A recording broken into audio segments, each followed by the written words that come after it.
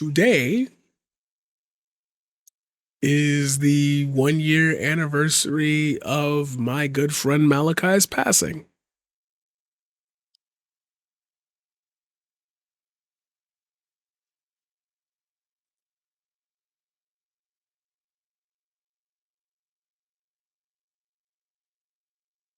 I named this episode today.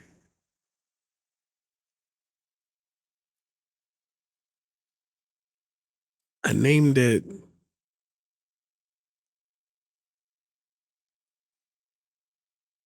Pendulum of Judgment because I have spent the last 3.5, almost 4 hours.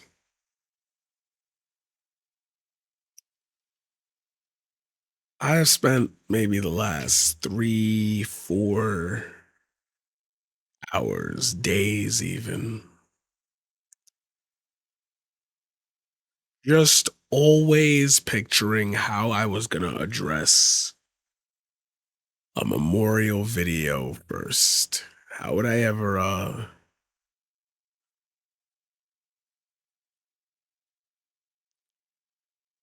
would I ever even begin to encapsulate what that man meant to me? There's like 8,000 different directions I could go in, and I know that people's attention spans aren't that long. So I'm gonna keep this one short because it's like in my head, I feel like what the world deserves out of a quote unquote artist, a famous artist, a popular artist, a content creator,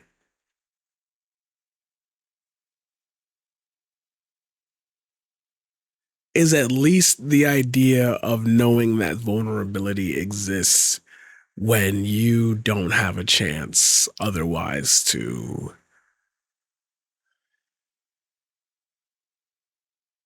express it.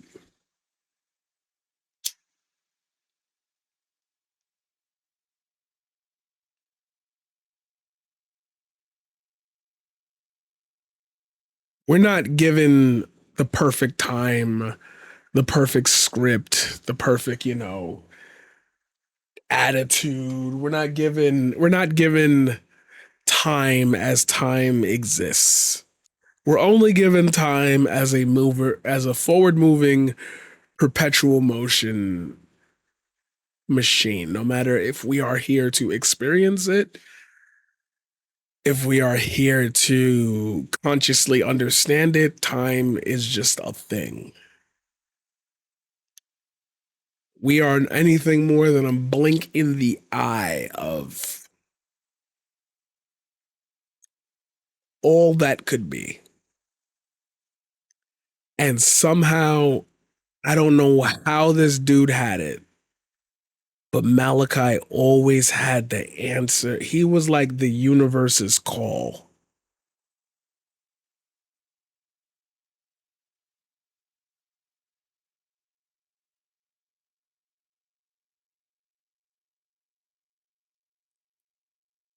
He was the he was the only person that, like, he was the first person I told about my spiritual moments.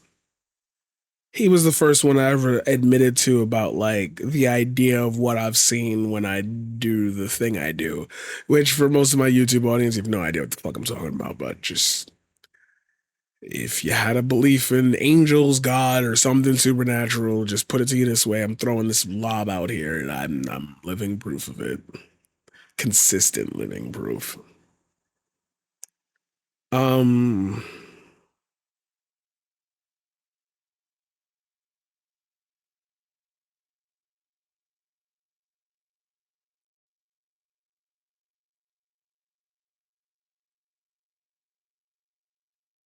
he was the first person that, like, as a kid, I never really understood like his position in the neighborhood because I wasn't outside with a lot of people.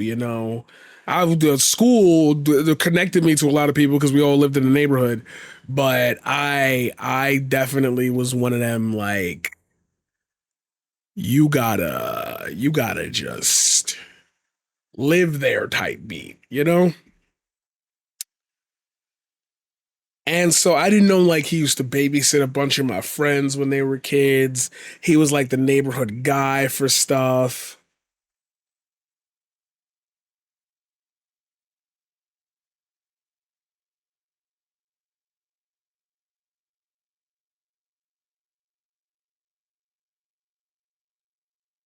And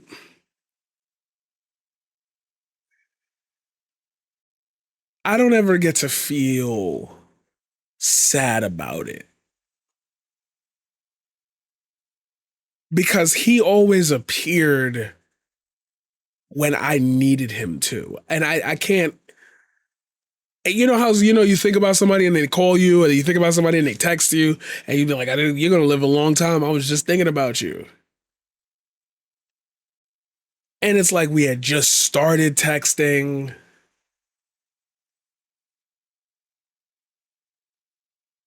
We had just started texting.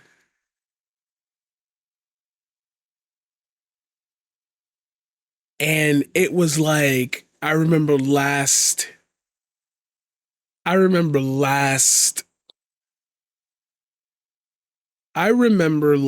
Thanksgiving, the last Thanksgiving I spent with him. Him and his main mans. They both came over to my house for the first time. Well, he was been in my house before, but Javon wasn't. And I gave him a couple plates of food. We had coquito, we was talking about it. And I was like, yo, remember every Thanksgiving, you always got a plate at my house because we always make too much food. We always do.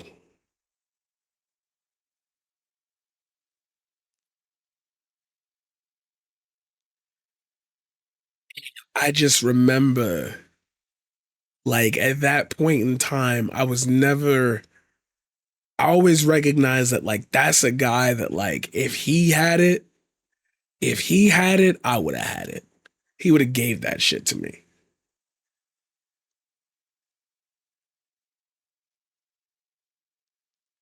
He was the one that made me, he was the one that made me think about myself as more than just, a smart nigga that everybody know.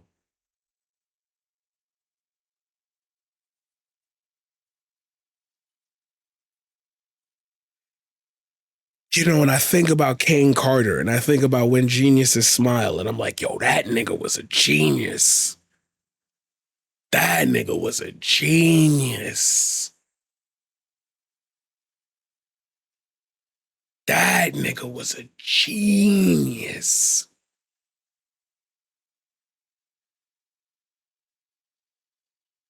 There was no, there was no shot that Malachi wasn't like a gift to the earth. And I know when niggas close to you die, everybody say, oh, he was the greatest, blah, blah. But it's like when Kenny passed away, we all felt the hole. When Buff passed away, we all felt the hole. But like it could be filled. Malachi had his own void. And he was one of the few people on earth that I feel like, at least in first world countries, that had like their own world. There are certain people that should be famous. There are some people that should be famous, and then there are some people that never get to be famous, but everybody know them. Everybody know them, and it'd be that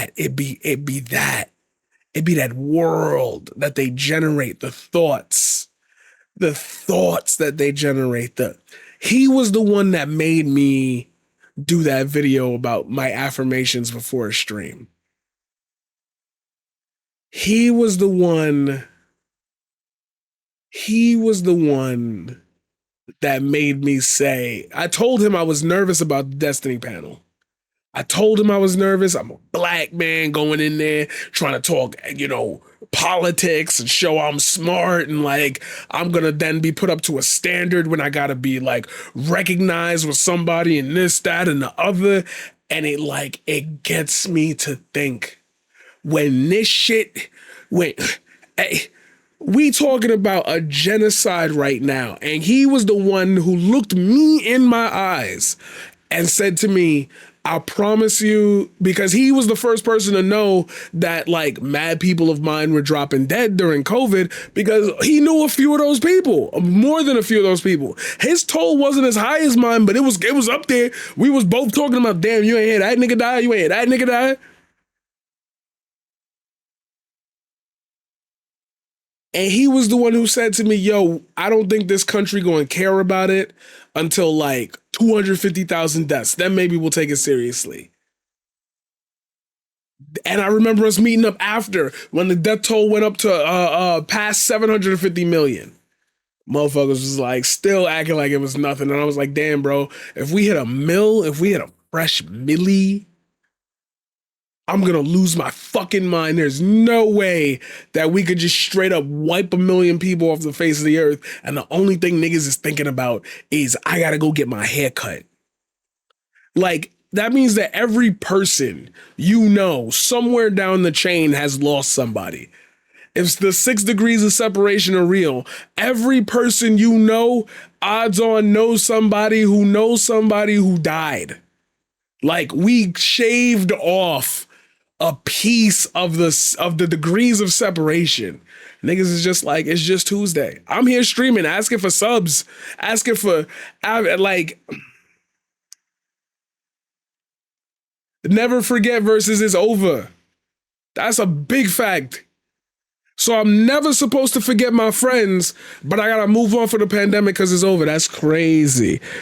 You know why that's crazy? Because like as much as y'all was complaining about not being able to go to funerals, there were too many funerals to set up for me to attend. I know in 22 for the total death toll for me right now, I haven't talked about it in a while. Is to the point where if I took 2021 and isolated it from a timeline of existence, I could say if I only knew the people who died, everybody would be dead if they died every other day. That's how high it is.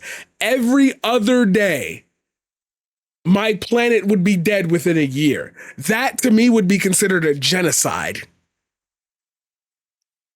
And he was the one who got that. He was the one who was like distrust of government for obvious reasons, how they abandon people like him, blah, blah, blah, whatever. But like, he was the one who perpetuated the idea of still being able to overcome that within our neighborhood. While he suffered, you always saw a smile on his face. When he suffered and he wanted to cry, never stop. If he knew you, he was coming up to you. Yo, let's talk. Bro, I got school. I don't care. Let's talk. I remember when this shit was going down with me and my dad. He was the one. Your dad's getting old. Your dad's losing all his friends the same way you're losing all your friends. You talk about death almost nonstop. And it's not because you like it or whatever. It's because it happens. Like, imagine how that's impacting him. You got this idea of him being an impenetrable fortress that has no thoughts other than like just exist and chill. And he got niggas that's dying. And he don't know how to cry about it. He don't know how to process it. Him and Michael Vasquez, two good people. Michael Vasquez still with us, thank God. That could have not been the case.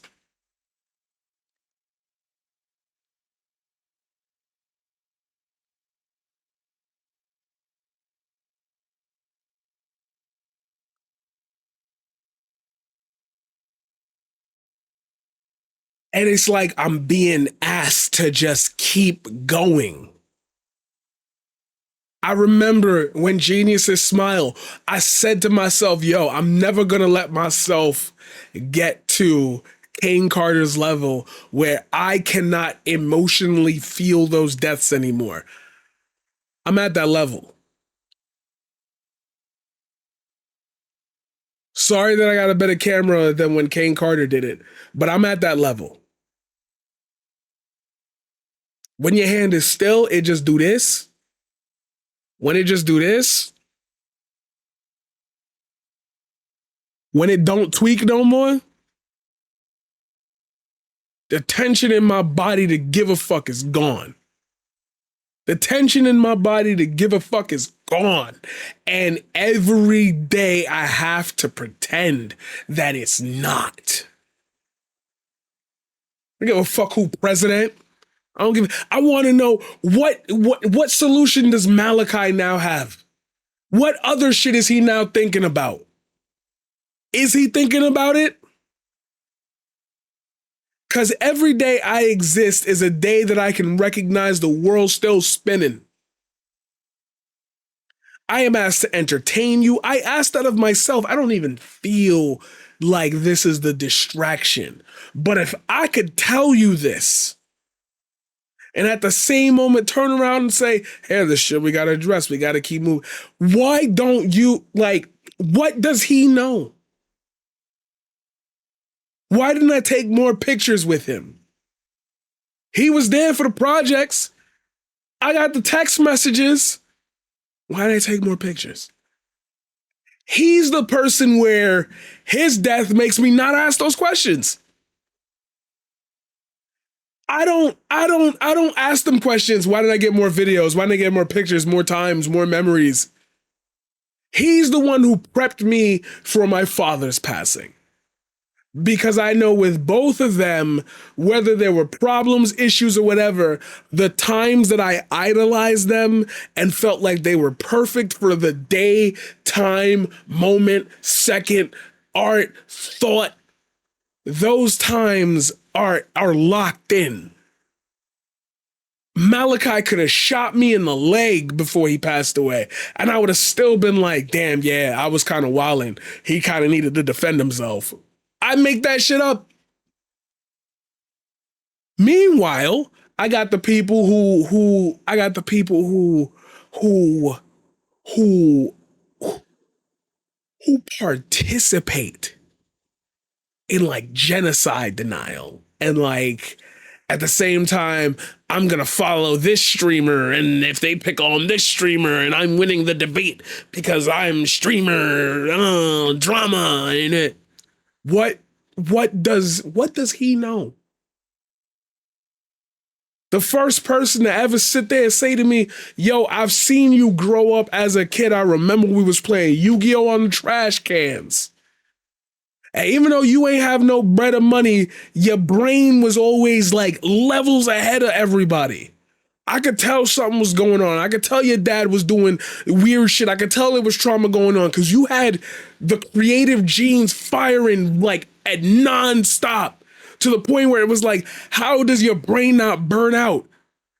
He used to ask me that when I was like fucking 13. I'm 30 now. And I'm still every day nonstop. No burnout. People ask me, how do you not burn yourself out? You stream, then you work this, then you do that, then you edit that, then you work through this, that, and the other. I'm not in a position to say I'm not doing what I want to do with my life. I'm in a position to say I'm poor and I'm at the poverty line and I'm tired. Because it's cool to do this for 12, 13, 14 years, but then it's going to be 15, 16, 17, 18, 19, 20, 21, 22, 23, 20.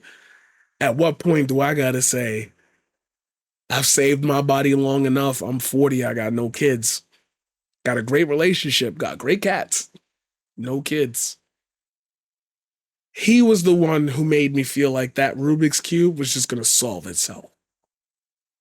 Because he was the one who would cut through the bullshit. He did the exact same thing I ask of a lot of people who have shown their true colors in my life over the past couple years.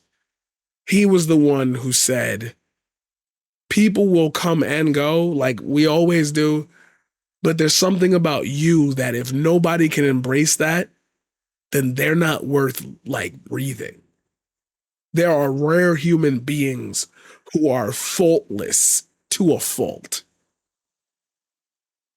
There are certain, he would tell me all the time, I've seen your interactions with people, the way you've tried to go out of your way to give grace and honor to issues and circumstances to the point where it's like, damn, bro, are you just a doormat? You've always given people grace, and it's that grace that keeps you going forward.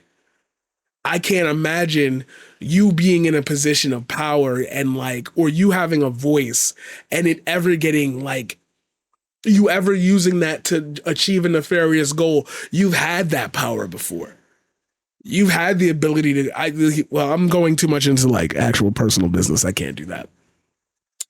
But like, you've had the ability to make moves, put it to you that way. Never pulled none of them triggers. Never made anybody feel a certain type of way. You walk around the neighborhood, nobody touch you. You walk into other projects, nobody touches you. Nobody touches you because you're not doing nothing. You only there to make it better. And people feel that energy. And I can't say that I'm a perfect person, but like I don't have that many interactions with the general populace. What I show you when I'm with you is what I show you when I'm home. I don't know if like the world detached from that or like I started gaining a little bit of it. So people started like, I can't give a fuck no more about why it is what it is. Cause there's niggas like Malakai that are dead, but the last few wishes they had, they made sure for him specifically. Bro, send me your video so I could post about it. Bro, send me your stuff so I could post about it. Bro, give me that. I met up with him a few times and we would smoke a blunt or two. The first words out that nigga's mouth. Yo, show me your poetry. Wouldn't even hesitate. I just knew it was coming. Show me your Twitch stream. Are you going to go Twitch right now? Bro, I got to get on there one day. The last time I saw him, he was in my house. We were sitting down, him, me, and Annalise. And I was like, bro, I got to get you on a stream at least once, dog. Y'all would have loved him.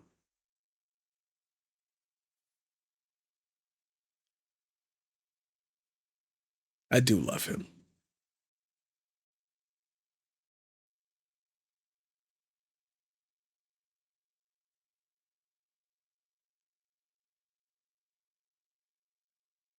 He was,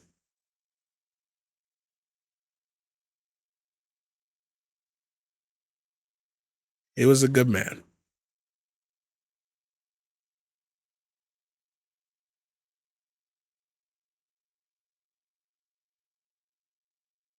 And I hope,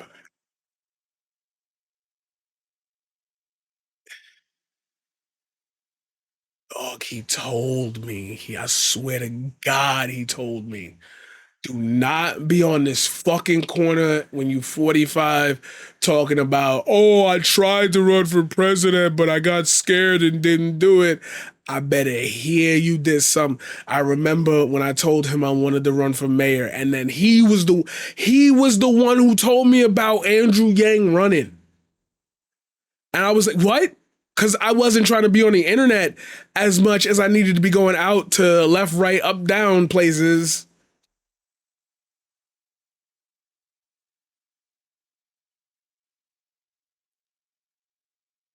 He was he was that guy who like wanted desperately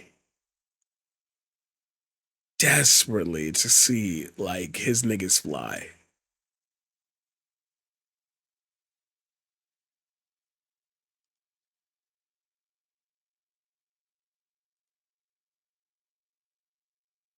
And it was just weird. I really mean it. It was just weird. It was so weird because like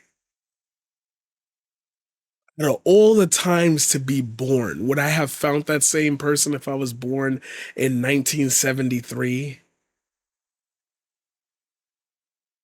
Like, if all we are random events, then sometimes them random events just hit different. And I feel like we've streamified, we've commodified that feeling.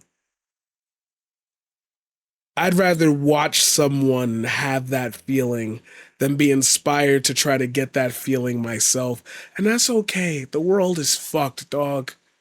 I'm not expecting you to be able to make like diamonds, in the rough. It's gonna get bad. Like death is not something that we think about often.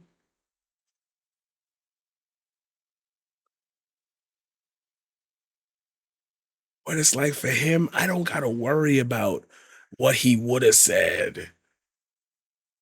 It's like I gotta keep going against the algorithm. I gotta keep going against the will of the people. When I say, yo, I gotta take Vosh out, when I say I gotta take Destiny out, I gotta be higher than the sun, it's because that's the expectation that nigga had for me. It wasn't on no bullshit about like how, oh, I want to do this, I want to blah, blah, blah, da, da, da, da. Nah, it was just straight up, straight up. I've ingested their content. I've ingested their content and I've ingested yours. I've told you when you miss what you are doing right now. I could even hear it in his voice. Brody, Brody, Brody, Brody, Brody. See, what's happening right now is that you're doing that thing that everybody else does where, we feel like we could do something, but there's never anything around us that, pushes us for it, towards it. But I've seen you do it all the time. And every day, every 3 months, you come back to me saying with the same cycle, do it over again. Telling you, Brody, you got this. Come here, give me a hug, give me a hug. Fucking wings. He always had the wings. He see you from down the block, start the wings. And he always started it at the same time.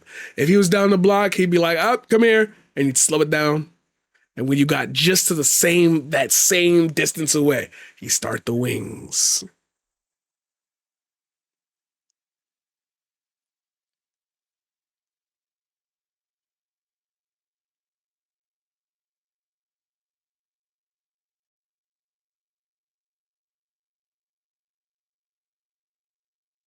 Yeah, he was the one that really kickstart the paradigm shift.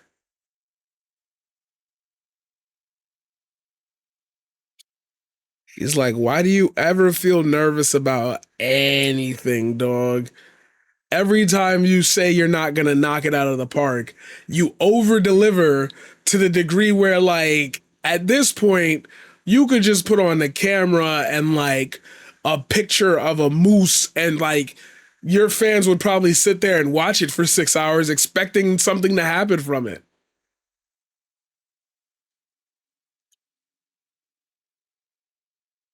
He's like, I watch when I can, of course, because I'll be on the move.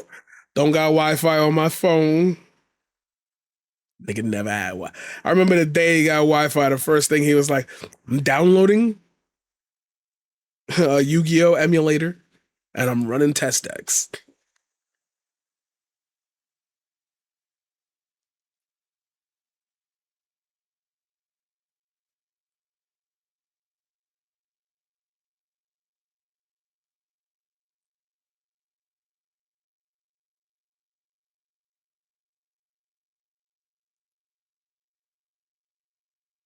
And I can still hear him saying, "Bro, I know you're not being sad about me. Come on, didn't I give you enough lessons to carry you through?"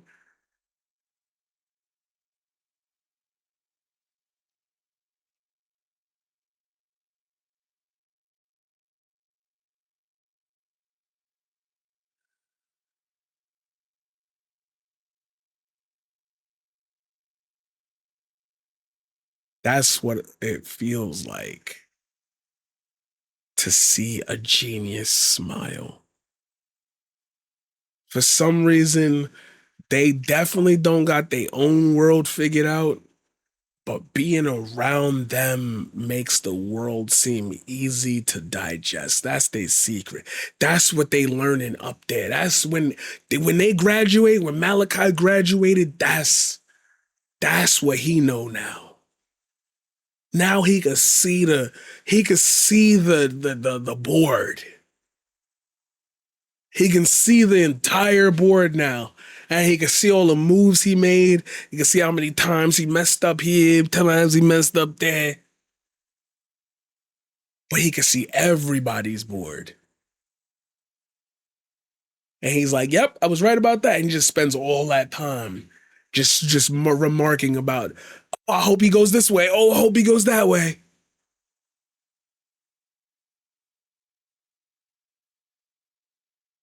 That's what it's like.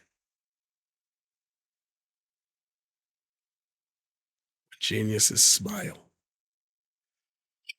Sorry, that's what it's like when geniuses smile.